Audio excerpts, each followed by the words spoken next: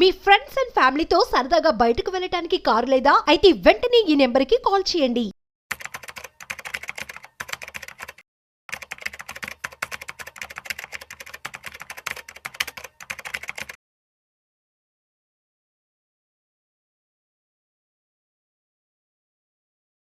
Welcome to Vishnu talks. నేను మీ విష్ణు. ప్రస్తుతం నాతో పాటు NISM అంటే Crisil certified wealth manager Revanth Chalamala ఉన్నారు. వారితో మాట్లాడదాం. నమస్తే రేవంత్. నమస్తే అండి. రేవంత్ ఎలా ఉన్నారు? All good, thank you. మీరైతే బాగున్నారు, కానీ మార్కెట్స్ అయితే మాత్రం ఏం బాగాలేదు రేవంత్. అవునండి. ఎందుకంటే 2024 సెప్టెంబర్లో market almost 86,000 Sensex all time high చూసింది. అవును. ఇప్పుడు 2025 జనవరిలో మార్కెట్ 76,000కి వెళ్ళిపోయింది. అంటే ఆల్మోస్ట్ 10,000 పాయింట్లు వెనక్కి వచ్చేసారు. అవునండి. నిఫ్టీ విషయానికి వస్తే ఏమో 26,200 2024 సెప్టెంబర్లో ఆల్ టైమ్ హై చూస్తే ఇవాళ జనవరిలో 23,203 నిఫ్టీ, అంటే 3,000 పాయింట్లు వెనక్కి వచ్చేసింది. అవును. అంటే 86,000 నుంచి 76,000కి వచ్చామంటే ఆల్మోస్ట్ ఒక సంవత్సర కాలం వెనక్కి వచ్చేసి ఏమనిపిస్తుంది, అంత దారుణంగా మార్కెట్ ఫాలో అవుతుంది. దగ్గర 60 ట్రిలియన్ల సంపద మార్కెట్ నుంచి ఆవిరైపోయిందంట. అవును. ఏంది అసలు, అంటే ఇంత పెద్ద ఫాల్ అయింది అంటే దీని ఫాల్ అనాలా, కరెక్షన్ అనాలా, లేకపోతే క్రాష్ అనాలా?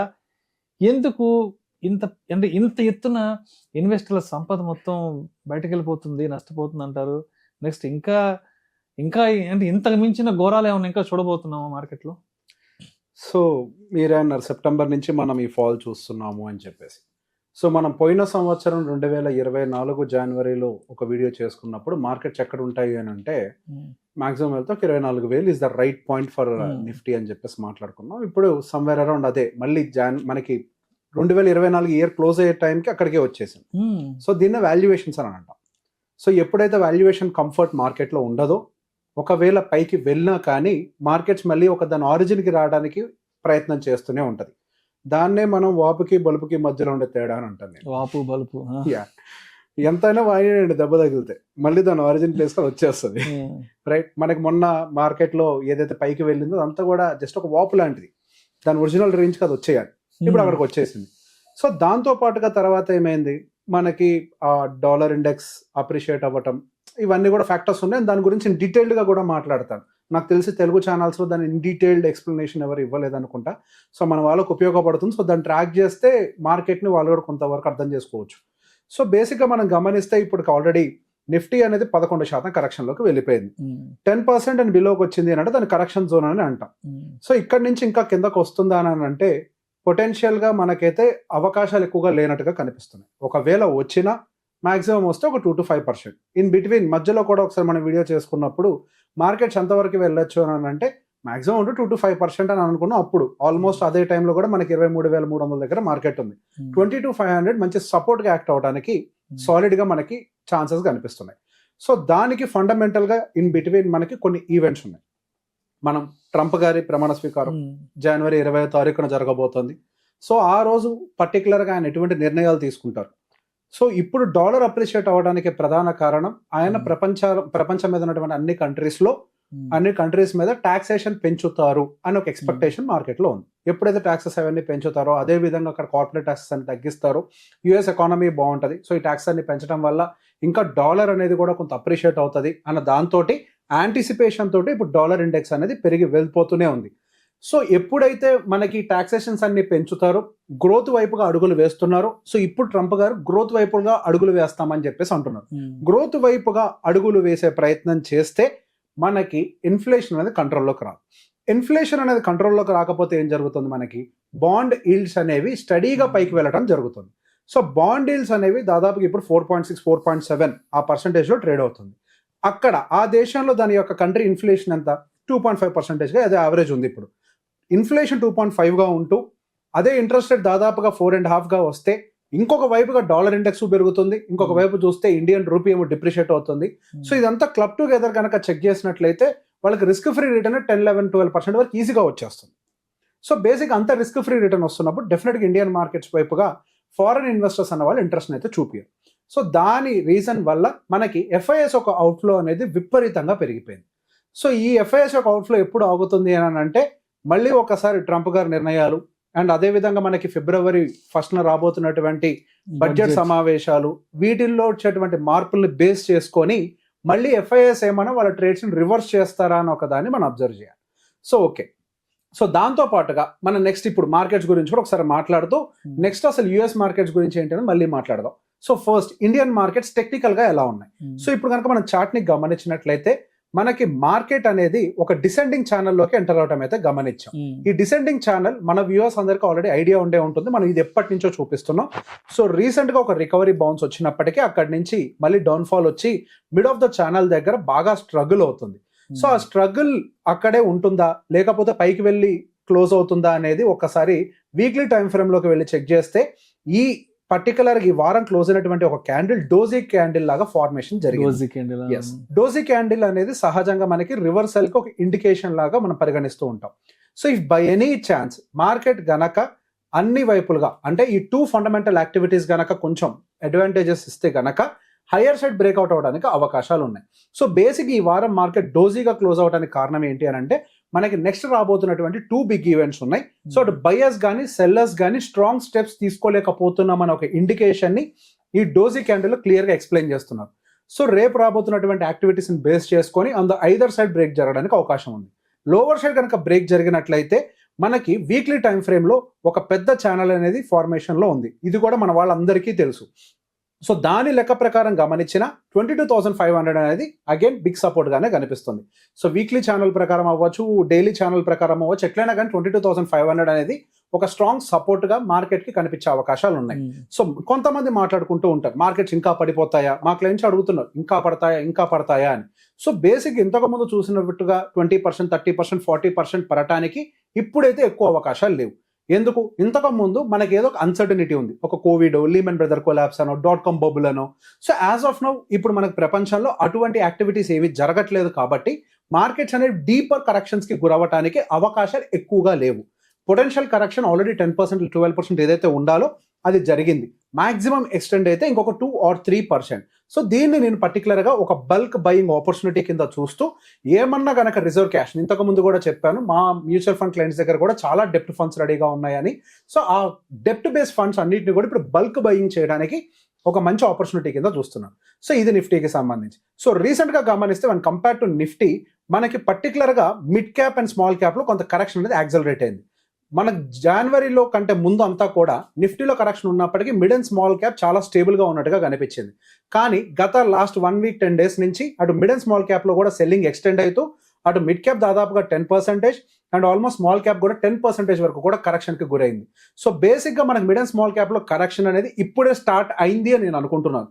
అయిపోయిందానంటే ఇంకా నేను అయిపోయినట్టుగా పరిగణించట్లేదు. లార్జ్ క్యాప్ విషయంలోకి వచ్చేసరికి మాత్రం స్టెబిలిటీ రావచ్చు, మిడ్ అండ్ స్మాల్ క్యాప్ లో మాత్రం ఇంకా స్టెబిలిటీ ఉన్నట్టుగా అయితే నా కంటికి ఇంకా కనిపించట్లేదు.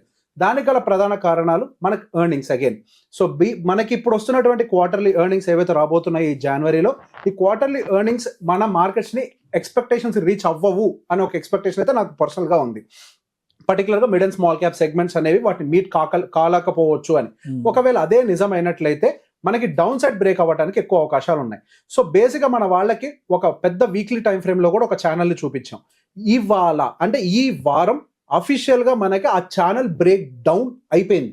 ఎందులో పర్టికులర్ గా స్మాల్ క్యాప్ లో. So it is indicating technically potential weakness in the small cap segment. And మనకి మిడ్ క్యాప్ సెగ్మెంట్ లో కూడా వీక్నెస్ అనేది ఆల్మోస్ట్ కన్ఫర్మ్ అయిపోయింది, ఆ ఛానల్ నుంచి బ్రేక్ డౌన్ అయింది. సో మనకి కనుక నెంబర్స్ డిసప్పాయింట్ చేస్తే మరింత selling mid and cap small caps mega segments లో రావడానికి ఉంది, కానీ లార్జ్ క్యాప్ సెగ్మెంట్ పర్టికులర్ గా మనకి కొంత స్టెబిలైజ్ అవ్వడానికి అవకాశాలు కనిపిస్తున్నాయి. సో ఈ ఎఫ్ఐఎస్ అమ్ముతున్నారు అని చెప్పేసి అంటున్నాం. సో దానికి గల కారణం అందరూ చెప్తున్నారు మనకి రూపీ అప్రిషియేట్ అవుతుంది, రూపీ డిప్రిషియేట్ అవుతుంది, డాలర్ అనేది డాలర్ ఇండెక్స్ అనేది బాగా అప్రిషియేట్ అవుతుంది, రూపీ డిప్రిషియేట్ అవుతుంది అని చెప్తున్నారు. దానికి కొంతమంది పొలిటికల్ సెంటిమెంట్ ఉన్న వాళ్ళు ఏం చెప్తారు, మనకి ఇక్కడ రూపీ డిప్రిషియేట్ అవడం కాదు డాలర్ అప్రిషియేట్ అవుతుంది అని చెప్పేసి రివర్స్ లో చెప్తారు. సో బేసిక్ గా మన ఇండియాలో రూపీయే డిప్రిషియేట్ అవుతుంది అన్న విషయాన్ని నేను ఎవిడెంట్ గా ఒక విషయం చూపించాలనుకుంటున్నాను. సో బేసిక్ ఇప్పుడు ఒకసారి మనం US dollar to Indian rupee conversion గమనించినట్లయితే మనకి యావరేజ్ గా 2001 నుంచి దాదాపుగా 20 years బ్యాక్ అంటే 25 years బ్యాక్ వెళ్తే దాదాపుగా 45 రూపాయలు మనకి యావరేజ్ గా ఉన్నది కాస్త ఈ మనకి 25 సంవత్సరాలు దాదాపుగా 80 రూపాయలు సుమారుగా డబల్ వరకు కూడా మనకి మూవ్మెంట్ అనేది కనిపించింది. ఎందులో అంటే రూపీ డిప్రిషియేట్ అవడంలో దాదాపుగా మనకు 100% డిప్రిషియేట్ అయింది. అదే మనకి సింగపూర్ డాలర్ విషయంలో చూస్తే అవి స్టేబుల్ గా కనిపిస్తున్నాయి. అండ్ అదే విధంగా జపనీస్ యెన్ విషయంలో చూస్తే అది స్టేబుల్ గా ఉంది కంపారిటివ్లీ. అండ్ చైనీస్ అది కూడా కొంతవరకు స్టేబుల్ గా ఉంది. సో బేసిక్ గా మన ఇండియన్ రూపీ అనేది ఎక్కువగా డిప్రిషియేట్ అవుతుంది, కానీ అదర్ కంట్రీస్ ఎస్ అవి కూడా డిప్రిషియేట్ అవుతున్నాయి, బట్ ఇండియన్ రూపీ అనేది ఎక్కువ ఫాస్ట్ గా డిప్రిషియేట్ అవుతుంది. అది డెఫినెట్ గా ఒక మేజర్ కన్సర్న్ కింద మనకి రిఫ్లెక్ట్ అవడానికి అవకాశం ఉంది. సో మనకి డాలర్ అప్రిషియేట్ అవుతుంది కాబట్టి ఇక్కడ మాకు ఈ పర్టికులర్ గా ఈ వీక్నెస్ కనిపిస్తుంది అని చెప్పేసి ఏదో కొంతమంది మాటలు చెప్తూ ఉంటారు. సో ఒక్కసారి డాలర్ ఇండెక్స్ ఎట్లుందో కూడా నేను చూపించే ప్రయత్నం చేస్తాను. డాలర్ ఇండెక్స్ మనకి అదే 2000 somewhere around so dollar index అనేది మనకు దాదాపుగా ఇంతకు ముందు 113 ఆల్రెడీ ప్రీవియస్ గా టచ్ చేసింది. ఇప్పుడు కరెంట్ 109 గా ఉంది. సో ప్రీవియస్ దాంతో 2022 ఆల్రెడీ హైని టచ్ చేసింది. దాంతో కంపేర్ చేస్తే ఇంకా డాలర్ ఇండెక్స్ అనేది 2022 కంటే బిలోనే ఉంది. కానీ మన ఇండియన్ రూపీ ఏం జరిగింది, ఆ 2022తో కంపేర్ చేస్తే మరింత డిప్రిషియేట్ అవుతూ వెళ్ళిపోతుంది. సో బేసిక్ గా మనకి ఇండియన్ రూపీ అనేది ఎక్కువగా డిప్రిషియేట్ అవడం అనేది పెద్ద కన్సర్న్ గా మారింది. దానికి గల కారణాలు ఏంటి? రీసెంట్ గా ఫాస్ట్ గా ఇండియన్ రూపీ డిప్రిషియేట్ అవడానికి ప్రధాన కారణాలు మనకి ఆయిల్ మీద మళ్ళీ శాంక్షన్స్ రావడం, రష్యన్ ఆయిల్ మీద శాంక్షన్స్ రావడం, ఇవన్నీ కూడా అగైన్ ఒకదానికొకటి తోడవటం మనకి ఇదంతా కూడా కొంత వీక్నెస్ అయితే చూపిస్తుంది. దాంతో పాటుగా ఈ FIS అనే వాళ్ళు కూడా విపరీతంగా సెల్లింగ్ చేసుకుంటూ వెళ్ళిపోతున్నారు. ఎక్కడ కూడా అసలు బ్రేక్ లేదు. ఇక్కడ చార్ట్ లో కూడా గమనించినట్లయితే FIS మనకు 2024లో అసలు బయర్స్ కంటే కూడా సెల్లర్స్ గానే ఎక్కువగా ఉన్నారు. మంత్ ఆన్ మంత్ సెల్ చేసుకుంటూ వెళ్తున్నారు. జనవరిలో ఇంకా మనం సగమే కంప్లీట్ అయ్యాం, కానీ ఆల్మోస్ట్ ఇప్పటి వరకు 46,000 కోట్లు సెల్లింగ్ అనేది ఆల్రెడీ జరిగిపోయింది. సో బేసిక్ అమ్మేసి ఖాళీ కూర్చుంటున్నారా, డబ్బులు బయటికి తీసుకెళ్తున్నారు. సో దాని వల్ల కూడా మరింత యాక్సిలరేట్ అవుతుంది మనకి రూపీ డిప్రిషియేట్ అవ్వటం అనేది. సో బేసిక్ ఇదంతా ఎప్పుడు స్టాప్ అవుతుంది అని అంటే అగైన్ ట్రంప్ అండ్ దాని తర్వాత మనకు ఉన్నటువంటి ఫైనాన్స్, సో బడ్జెట్ సమావేశాలు పూర్తయిన తర్వాత ట్రిగ్గర్స్ ఎటువైపు వస్తాయి అనేది ఫిబ్రవరి ఫస్ట్ వీక్ లో మనకు కంప్లీట్ క్లారిటీ రావచ్చు. ఒక ట్రిగ్గర్ రావడానికి అవకాశం ఉంది. ఒక వారం తర్వాత మార్కెట్ డైరెక్షన్ తీసుకోదు. ఫాల్ ఆగాల, ఫాల్ ఎక్స్టెండ్ అవ్వాలా అనేది మాత్రమే డిసైడ్ అవుతుంది. పైకి మార్కెట్ మూవ్ అవ్వాలంటే మాత్రం నా ఎక్స్పెక్టేషన్ ఇంకొక 6 నెలల పాటు మనం వెయిట్ చేయాల్సిందే. ఎస్, మన ప్రాపర్ అప్ సైడ్ బ్రేక్ అయ్యి ఏదైనా వెళ్ళాలంటే 6 months we have to wait.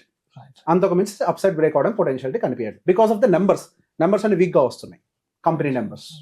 So మొత్తానికి ఇంకొక 6 months వరకు కంప్లీట్ క్లారిటీ వచ్చే అవకాశం లేదంటారా? లేదండి, మనకి మార్కెట్ హైయర్ సైడ్ బ్రేక్ అవ్వడానికి కంపెనీ నెంబర్ స్ట్రాంగ్ అయితే డెఫినెట్ గా మనకి మన స్టాక్ మార్కెట్ అనేది పైకి వెళ్ళడానికి అవకాశం ఉంటుంది.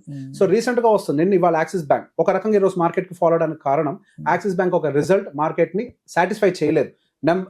ఓకే అన్నట్టుగా వచ్చింది అనుకుంటున్నారు, కాకపోతే ఎర్నింగ్స్ పర్ షేర్ అనేది వాళ్ళ ఫోర్కాస్ట్ యావరేజ్ CAGR కంటే తక్కువ ఉంది. సో అది ఇంపాక్ట్ చేయబోతుంది. అంటే వాళ్ళ నెంబర్స్ వీక్ గా ఉంటాయి అనేది వాళ్ళు ఫోర్కాస్ట్ చేయడం వల్ల అన్ని కూడా వీక్ అయిపోతున్నాయి. ఎస్, రిలయన్స్ అనేది కొంతవరకు బెటర్ గా ఇవ్వడం వల్ల మార్కెట్ స్టేబుల్ గా ఉంది, కానీ రిలయన్స్ రిజల్ట్ కూడా ఇంకా వర్స్ట్ వచ్చి ఉంటే we would have seen the worst day to day.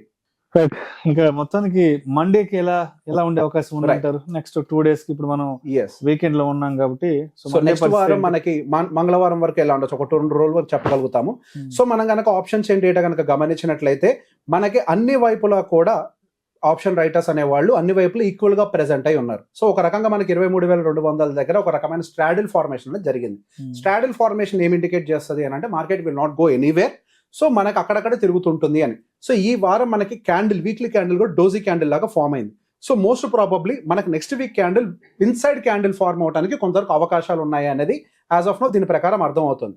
అదే విధంగా ఒక వీక్లీయే కాకుండా మనం నెక్స్ట్ మల్టిపుల్ ఎక్స్పైరీస్ కనుక యాడ్ చేసి చూసినట్లయితే దాని ప్రకారం కూడా మనకి 23,000 అనేది చాలా స్ట్రాంగ్ సపోర్ట్ గా ఉంటూ 23,500 రెసిస్టెన్స్ గా యాక్ట్ అవ్వడానికి పాసిబిలిటీ ఉన్నట్టుగా కనిపిస్తుంది. సో యాజ్ ఐ సెడ్ ఆ డోజీ క్యాండిల్ ఏదైతే ఉందో దాన్ని ఎటు బ్రేక్ చేయకపోవచ్చు అనేది యాజ్ ఆఫ్ నో మనకు కనిపిస్తుంది data. Thank you so much Revanth. Thank you అండి.